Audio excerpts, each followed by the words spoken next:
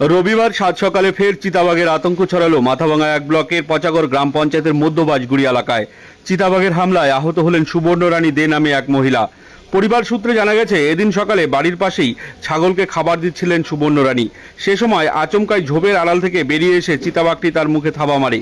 মুহূর্তের মধ্যেই ঘটনাস্থল থেকে পালিয়ে যায় হিংস্র জন্তুটি।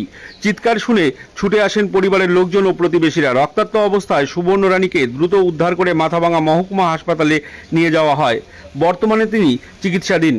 মুখে গুরুতর আঘাত রয়েছে, তবে তিনি আপাতত বিপদমুক্ত। এদিকে ফের চিতাবাঘের হানায় এলাকায় আতঙ্ক ছড়িয়েছে।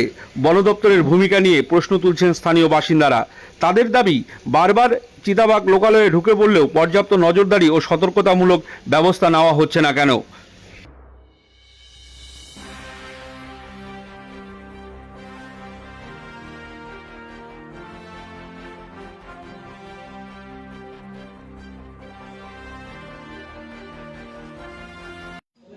ফার্স্ট আমরা বাড়িতে কাজ করছি, মা ওই ছাগলের বাচ্চা পাশের জমিতে বাঁধা ছিল। তারপরে মা খাবারটা নিয়ে গেছিলো বাচ্চাদেরকে খাওয়াবে। সেই সময় একটা বাঘ আইসা আমার মাকে প্রথমে অ্যাটাক করলো। মা ভয়ে যখন চলে যায় তখন মা পড়ে গেছে। পড়ে যাওয়ার পরে মার মুখের মধ্যে আঘাত করছে। তখন আমরা যখন চিৎকার চেঁচামেচি করলো, তারপরে আমরা সবাই দৌড়ে গিয়ে বাঘকে সরানোর জন্য চেষ্টা করছি। ফার্স্ট আমার ভাই গেছে, ভাই যখন যায় সরানোর জন্য চেষ্টা করছে, তখন ভাইয়ের দিকে আবার ধরার জন্য চেষ্টা আবার ভাইয়ের দিকে বাঘ আক্রমণ করার খাবার চেষ্টা দেওয়ার জন্য আক্রমণ করছে।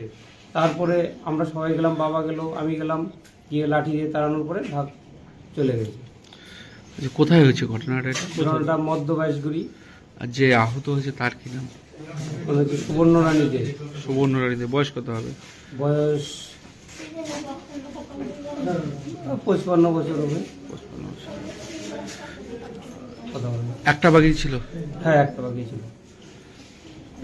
কি নাম তোমার? আমার নাম পলাশ চন্দ্র দে।